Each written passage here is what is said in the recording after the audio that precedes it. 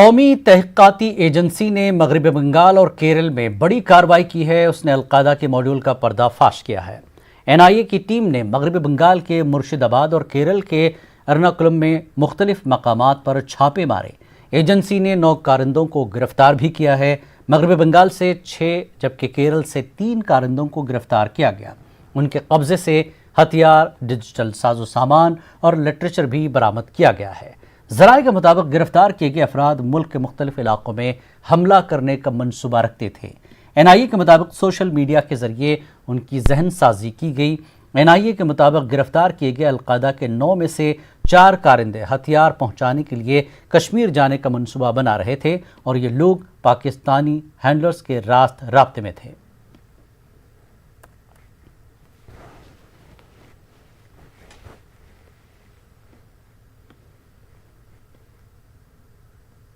उधर मगरबी बंगाल के मुर्शिदाबाद से गिरफ्तार किए गए अलमामून कमाल की बहन का दावा है कि उसका भाई बेकसूर है।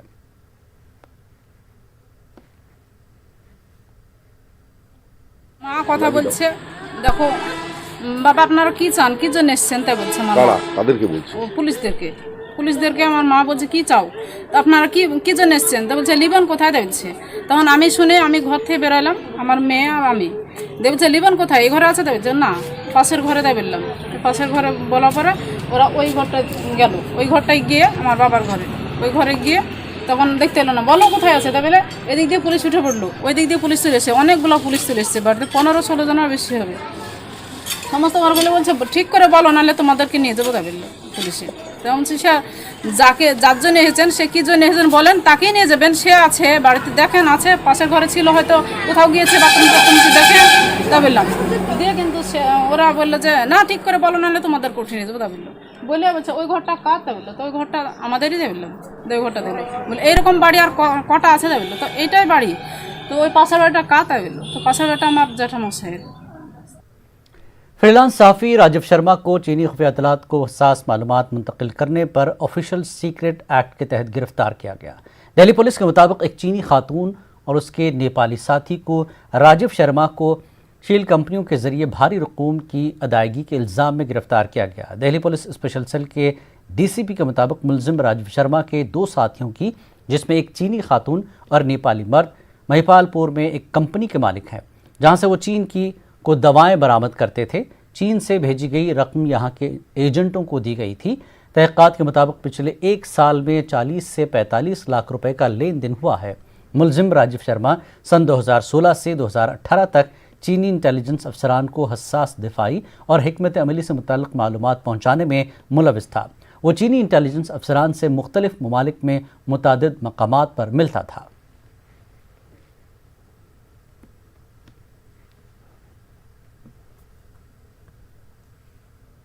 एक सेंट्रल इंटेलिजेंस एजेंसी के इनपुट पर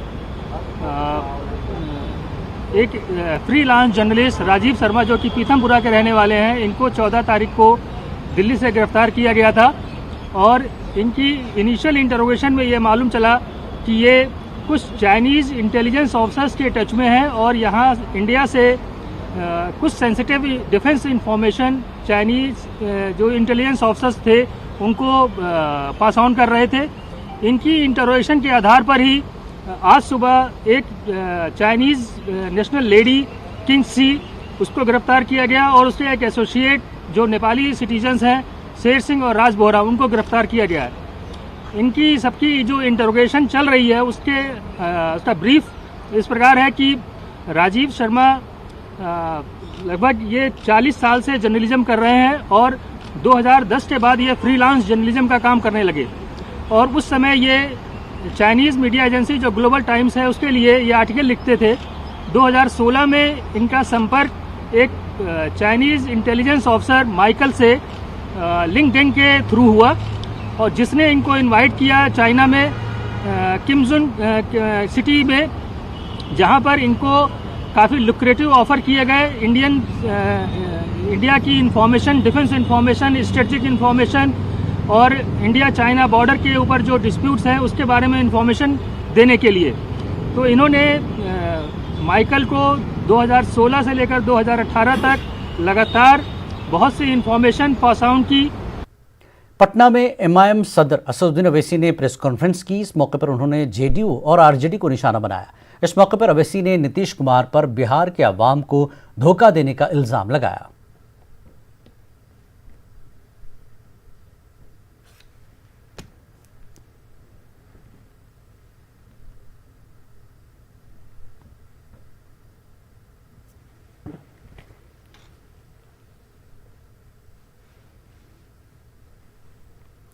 बिहार में पांव जमाने की कोशिश कर रही एमआईएम इस बार मजबूती के साथ असेंबली इंतखाबात में हिस्सा लेगी।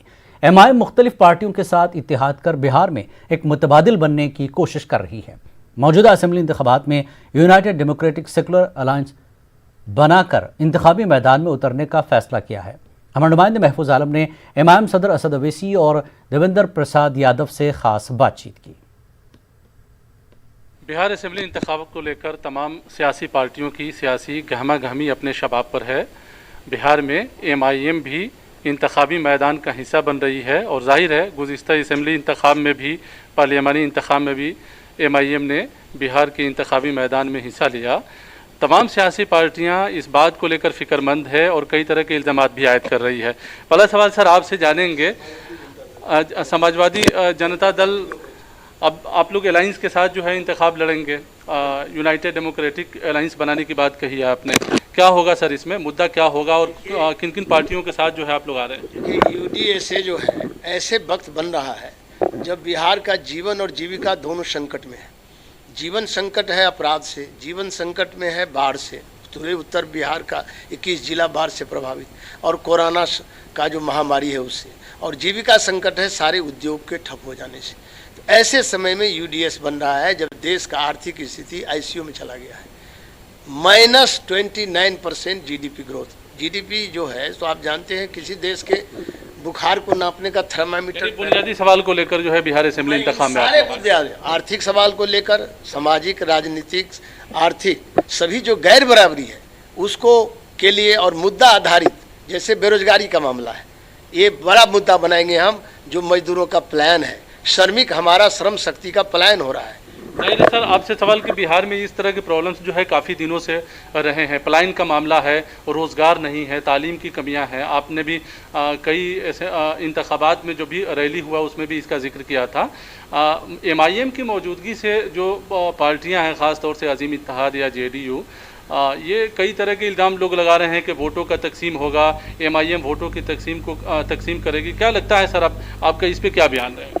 देखिए, इनको नफ़रत असदुद्दीन ओवैसी से या डर नहीं है, ना इनको नफ़रत या डर देवेंद्र प्रसाद यादव साहब से है। इनको नफ़रत और डर इस बात से है कि बिहार की गरीब जनता हम दोनों के कंधों पर खड़े होकर इनकी आंख में आंख डालकर इनको हराएगी।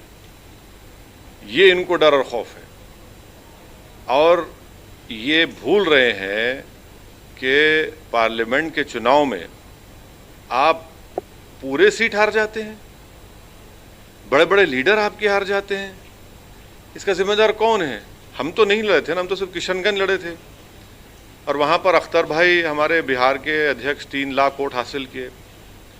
उसके बावजूद भी कांग्रेस जीती। फिर बाई इलेक्शन हुआ तो हमने इस बार सर 50 सीटों पर इंतखाब अभी कोई नंबर तय नहीं हुआ है। हमारे कन्वीनर साहब देवेंद्र प्रसाद यादव साहब, अख्तर अली वान साहब डिप्टी कन्वीनर हैं, और दूसरे पार्टी ने सब बैठकर वो लोग तस्फिया करेंगे कहाँ से लड़ा जाएगा, कितने नंबर पर लड़ा जाएगा। तो बिहार में एक तरह से कहें मुतबादिल बनने की कोशिश आप लोगों की तरफ से हो रही है। यकीनन अल्टरनेटिव है ये। अभी ये देवेंद्र प्रसाद साहब बड़ी अच्छी बात कही कि कब तक खाली चाय और कॉफ़ी चलेगी, नींबू पानी चलेगा बिहार में इंशाल्लाह ताला। ये भी कोरोना के दौर में तो बहुत ज़रूरी है इम्यूनिटी बढ़ाने के लिए, और लोगों को घुटन महसूस हो रही है।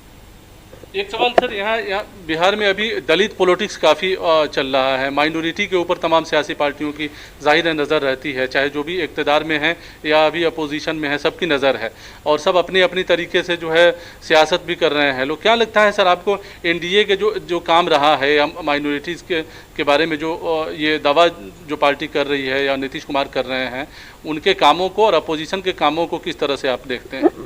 नहीं, देखिए, सवाल यहाँ पर सिर्फ माइनॉरिटी का नहीं है, सवाल यहाँ पर बिहार की जनता के फ्यूचर का है, मुस्तकबिल का है ये इलेक्शन। जहाँ तक सेकुलरिज्म के कमिटमेंट की बात थी, तो नीतीश कुमार साहब ने तो कहा था ना, क्या कहा था 5 साल पहले, आज वो मुकर गए। और फिर जो उनके साथ जो आरजेडी और कांग्रेस है, उन्होंने क्या कहा था, क्यों हरा पाए बीजेपी को। फिर उन वोट लिया था बिहार जनता के साथ जाकर। तो ये सब चीज़ें हैं, बिहार की जनता जानती है कि इन लोगों के पास ना कोई कमिटमेंट है, ना कोई इशू है। बिहार में सर जातीय समीकरण हावी रहता है, इंतखाबात चाहे कोई भी हो। तो आप लोगों की तरफ से क्या यहाँ मुस्लिम यादव समीकरण बनाने की कोशिश हो रही है, दलितों को मिलाने की कोशिश हो रही है, या बुनियादी सवाल को ही लेकर आप लोग चलेंगे? कोशिश ये हो रही है कि जो तमाम जिससे नाइंसाफ़ी हुए, जो लुटे पिटे हैं, जिनको उनका हक नहीं मिला, वो सब जमा हो रहे हैं और वो सब जमा होंगे ताकि उन सबको एक समाजी इंसाफ मिल सके। बिहार के लोगों को क्या कहेंगे, अगर 2-3 बात अगर कहनी हो कि अगर आप लोग चुनाव जीतते हैं तो वो काम करेंगे, क्या कहेंगे सर? सवाल हमारे कन्वीनर साहब आप बताइए। सबसे ज़्यादा हम देख रहे हैं बेरोजगारी की हालत है। 3 करोड़ से ऊपर मजदूर प्लान करके बिहार से बाहर रोजी रोटी के लिए चले गए हैं। तो हमारा बेरोजगारी प्रथम मुद्दा होगा। दूसरा होगा अपराध मुक्त करेंगे बिहार को। तीसरा हमारा बाढ़ सुखाड़ से पूरा सीमांचल, मिथिलांचल, कोसी अंचल और तिरहुत अंचल, पूरे बेतिया तक परेशान हो जाता है। 6 महीना बाढ़ और 6 महीना सुखाड़। जाहिर है रोजगार का मसला है बिहार में बहुत ज़्यादा, सैलाब मुतासरा ये इलाका है। बहुत हर साल ज़मीन कटती है, हर साल सौों की तादाद में लोग बेघर हो जाते हैं, बच्चा मजदूरी होता है, इजाफा होता है। तो ये सब चीज़ें हैं। एक आखिरी सवाल सर कि माइनॉरिटी वोटर के ऊपर जो है जेडीयू की भी नज़र है, आरजेडी की भी नज़र है, एमआईएम किस हिसाब से इसको देखते हैं? अरे भैया, आप सब फिरा कर सिर्फ माइनॉरिटी को क्यों मनाते हैं? क्या वही वोट डालते, दूसरे वोट नहीं डालते क्या? सब वोट डालते हैं, सबका वोट चाहिए, मगर ये पूरा फोकस सिर्फ माइनॉरिटी पे क्यों? वो फोकस सब पे होगा। सबके हक की लड़ाई है, जो जिससे जुल्म हुआ, जो मजलूम है, जिससे नाइंसाफ़ी, उन सबको हम साथ लेने की कोशिश कर रहे हैं। बहुत शुक्रिया न्यूज़ 18 से बात करने का। तो ये थे असदुद्दीन ओवैसी साहब। जाहिर है मुतबादिल बनने की एमआईएम एक तरह से कोशिश कर रही है और हक की बात होगी, तमाम तबकात के लिए काम करने का ऐलान किया गया है। कैमरा में राजेश कुमार के साथ महफूज आलम, न्यूज़ 18 पटना। महाराष्ट्र के बीड़ में तबलीग जमात के अराकीन पर हुजूमी तशद्दुद के वाक़े की हर जानिब से मजम्मत का सिलसिला जारी है। जमात इस्लामी ने भी इस वाक़े की सख्त अल्फाज में मजम्मत की है। जमात इस्लामी के मुताबिक इस तरह के वाक़यात से न सिर्फ ये कि फ़िरका वाराना माहौल ख़राब होता है, बल्कि खौफ हरास फैल जाता है, जिससे तरक्की की राहें मसदूद हो जाती हैं। ये बातें अमीर हल्का जमात इस्लामी महाराष्ट्र रिजवानुर रहमान खान ने मीडिया में आने वाले भीड़ वाक़े पर कहा कि ख़बरों के मुताबिक मुजरिमीन की गिरफ्तारी ने हमें ये इत्मीनान दिलाया कि पुलिस अपने फ़राइज़ से गाफिल नहीं, मगर जब तक ऐसे समाज दुश्मन अनासिर और फ़िरका परस्तों के आलाकारों के ख़िलाफ़ सख्त कार्रवाई नहीं होगी, तब तक इस तरह के वाक़यात का रुकना मुश्किल नज़र आता है।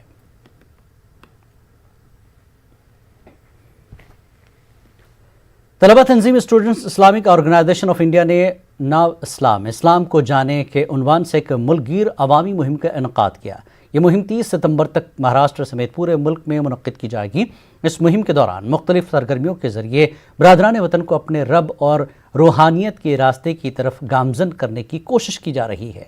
इस मुहिम का ये भी मकसद है कि इस्लाम की तालीमात जैसे खिदमत खल्क व समाजी इंसाफ से लोगों को वसी पैमाने पर आगाह किया जाए और साथ ही मुल्क में बढ़ते हुए इस्लामोफोबिया या इस्लाम और मुसलमानों के तई फैली नफ़रत की रोकथाम के लिए मुल्क व अवाम को इससे होने वाले नुकसानात से आगाह किया जाए।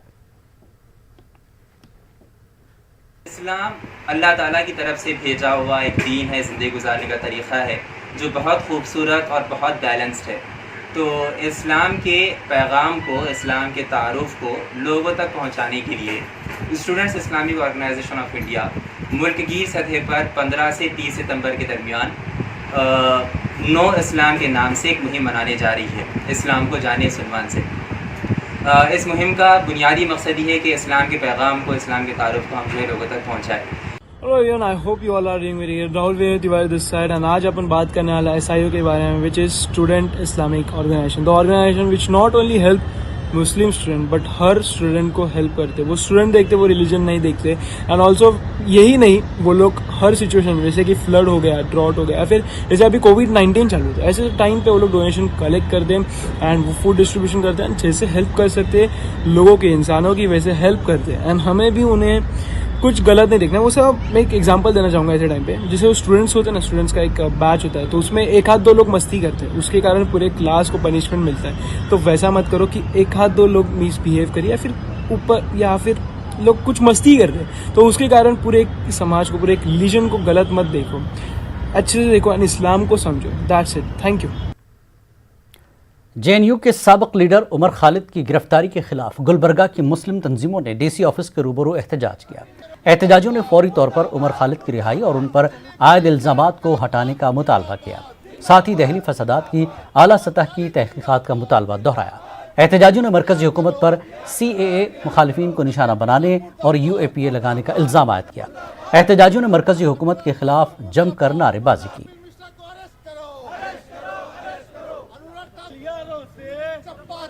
उमर खालिद को जिस तरह से बेसलेस टारगेट करके दिल्ली पुलिस ने अरेस्ट किया है, हमारी ये मांग है कि दिल्ली पुलिस को उमर खालिद को जल्द से जल्द रिहा करें और उनके खिलाफ जो UAPA के चार्जेस है और सेडेशन के चार्जेस हैं उनको खारिज करें और जो 18 मुकदमात उमर खालिद पे लगाए हैं वो बेबुनियाद है। अगर आप दिल्ली पुलिस से हमारी ये मांग है कि इसको अच्छी इंक्वायरी करें। यहाँ पर कपिल मिश्रा तमाम मीडिया की मौजूदगी में, पुलिस ऑफिसर की मौजूदगी में दंगों की बात करते, हालत ख़राब करने की बात करता है। आज उसको Y+ सिक्योरिटी दी जाती, बड़े अफसोस की बात है।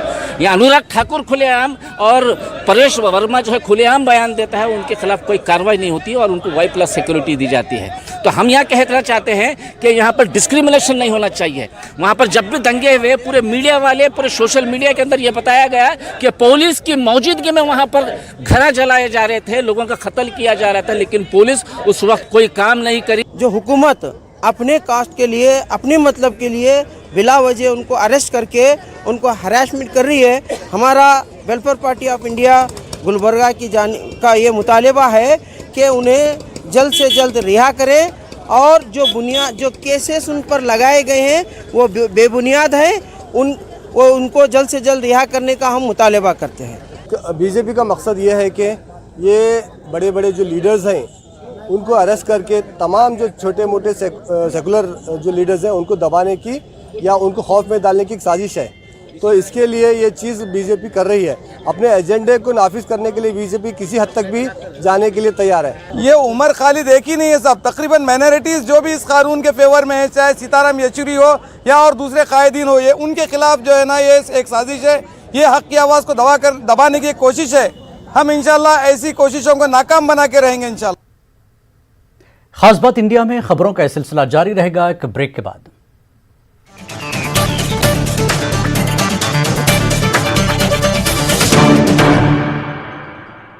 इस न्यूज हेडलाइंस के प्रायोजक सच्ची सहेली, महिलाओं के लिए सबसे भरोसेमंद औषधि एवं tonic.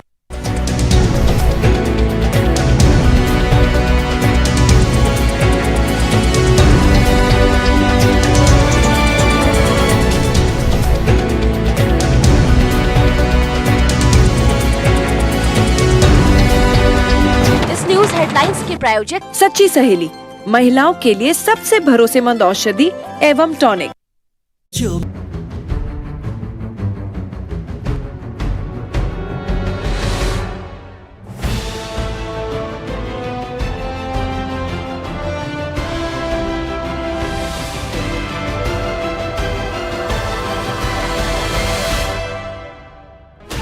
$16 channels, 15 languages, 26 states, 1,200 plus reporters, 66.9 crore viewers. India's largest news network, News 18 Network.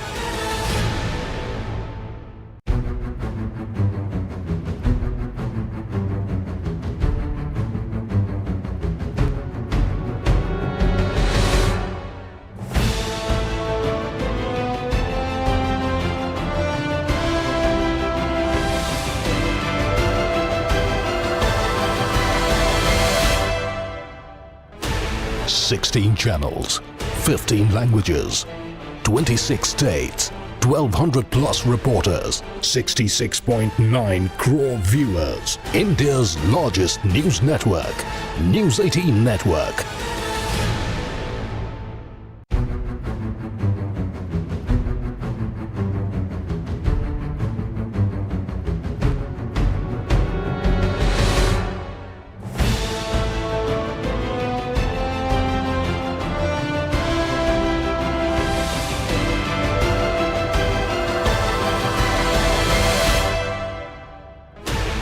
Sixteen channels, 15 languages, 26 states, 1200 plus reporters, 66.9 crore viewers. India's largest news network, News 18 Network.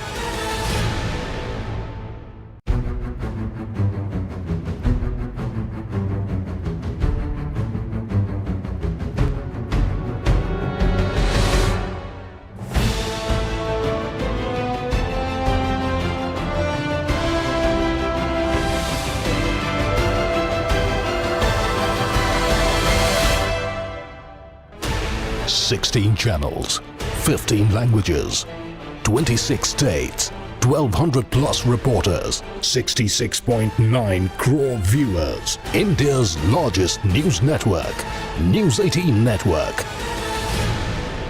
एवं टॉनिक।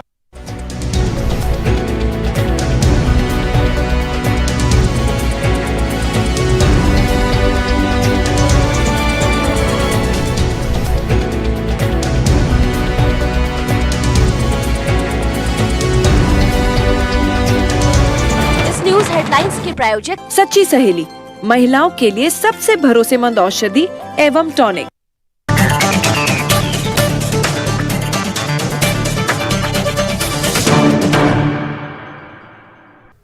खास बात इंडिया में एक बार फिर आपका खैर मकदम है। मध्य प्रदेश वक्फ बोर्ड ने अपनी ज़रई ज़मीनों को ऑनलाइन पट्टे पर देने का फैसला किया। ज़रई ज़मीनों को पहले भी पट्टे पर देने का काम किया जाता था, लेकिन पहले ये काम बोर्ड के जरिए रास्त तौर पर न करके तहसीलदारों के जरिए किया जाता था और बोर्ड को पता भी नहीं चलता था कि उसकी ज़रई ज़मीन कितने में फ़रोख्त हुई और पट्टे पर लेने वाला कौन है। बोर्ड का मानना है कि ऑनलाइन पट्टा होने से बोर्ड के काम में शफाफियत भी आई होगी और इसकी आमदनी में भी इजाफा हो सकेगा। वाज़ेह है कि एमपी वक्फ बोर्ड के पास ज़रई ज़मीनें 1-2 हेक्टर नहीं बल्कि पूरी रियासत में 6000 हेक्टर पर हैं, लेकिन बोर्ड को आज तक इनकी कोई इनकम मालूम नहीं हो सकी। प्रदेश में हर ज़िले के अंदर कृषि भूमियाँ हैं, एग्रीकल्चर लैंड, उनकी नीलामी हम पहले तहसीलदार के माध्यम से कराते थे, लेकिन ये वक्फ अधिनियम के तहत धारा 56 के तहत वक्फ पट्टा नियम जो बना है वो 2014 में बना और उसमें 2 मरतबा अमेंडमेंट भी हुआ है। 2020 में भी उसका फरवरी में अमेंडमेंट हुआ है, जिसमें तहसीलदार के ज़रिए नीलामी का प्रावधान नहीं बल्कि वक्फ बोर्ड खुद उन ज़मीनों की नीलामी करेगा। तो उसके लिए पारदर्शिता प्रक्रिया अपनाई जाएगी, ऑनलाइन प्रक्रिया अपनाई जाएगी। इसमें हमने कार्रवाई शुरू कर दी है और इसी से हमारी काफ़ी इनकम में इजाफा होने की हमें उम्मीद है। जो वक्फ बोर्ड को आज की तारीख में जो तहसीलदार नीलाम करते थे हमें मालूम ही नहीं होता था, ना हमारे पास उसकी आमदनी आती थी, यही नहीं मालूम होता था कौन सी ज़मीन कितने में बेची, उन्होंने लीज पर दी है। हैदराबाद में गुज़श्ता 3 दिनों से मुसलसल बारिश का सिलसिला जारी है। जुनूब मगरिबी मानसून के सरगर्म होने के बाद से गुज़श्ता 1 हफ्ते से तेलंगाना भर में वक्फे से बारिश हो रही है। हैदराबाद के बेशतर इलाके झील में तब्दील हो गए। कई मकामात पर रिहायशी इलाकों में बारिश का पानी दाखिल हो गया है। बेगम बाजार, एमजे मार्केट, नामपल्ली, एबिट्स, कोठी, बशीरबाग, नारायणगुड़ा व दीगर इलाकों में मूसलाधार बारिश के सबब मुसाफिरों को मुश्किलात का सामना करना पड़ा। मुसलसल बारिश के सबब शहर के कई इलाकों में बिजली की सप्लाई बंद कर दी गई। बेशतर मकामात पर दरख्त उखड़ गए हैं। जीएचएमसी का अमला सफाई के कामों में मसरूफ है।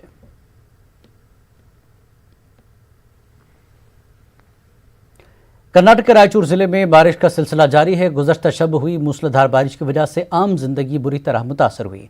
मुसलसल तेज रफ्तार बारिश की वजह से रायचूर शहर के कई रिहायशी इलाकों में बड़े पैमाने पर पानी दाखिल हुआ। स्लम इलाकों को लोगों की मुख्तलिफ दुश्वारियों का सामना करना पड़ा। घरों में पानी दाखिल होने की वजह से लोगों को जाग कर रात गुजारनी पड़ी। मकामी लोगों का कहना है कि कई बार इस सिलसिले में मकामी अवामी नुमाइंदों और मुतल्लिका हुकाम को तवज्जो दिलाने के बावजूद मसला जूं का तूं बरकरार है।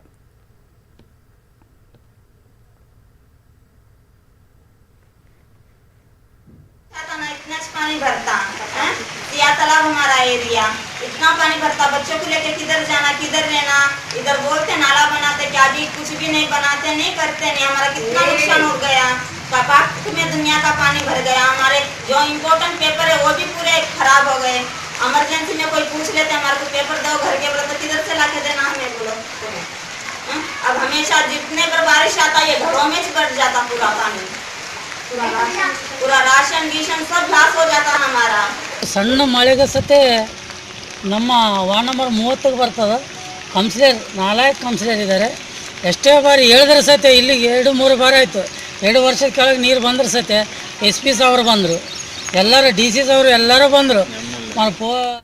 नांदेड़ समेत मराठवाड़ा के मुतादिद अजला में पिछले एक हफ्ते से जोरदार बारिश हो रही है। गोदावरी की सतह आब में हो रहे इजाफे की वजह से कई इलाकों में सैलाबी सूरत हाल पैदा होने के इम्कान को देखते हुए इंतजामिया ने पूरे ज़िले में हाई अलर्ट जारी कर दिया और नदी किनारे नशीबी इलाकों में रहने वाले लोगों को महफूज मकामात पर मुंतकिल होने की हिदायत दी।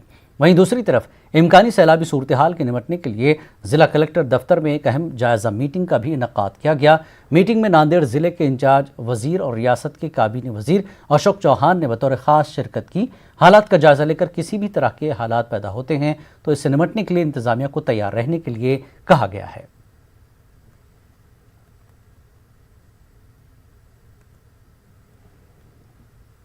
खास बात इंडिया में फ़िलहाल इतना ही। आदाब।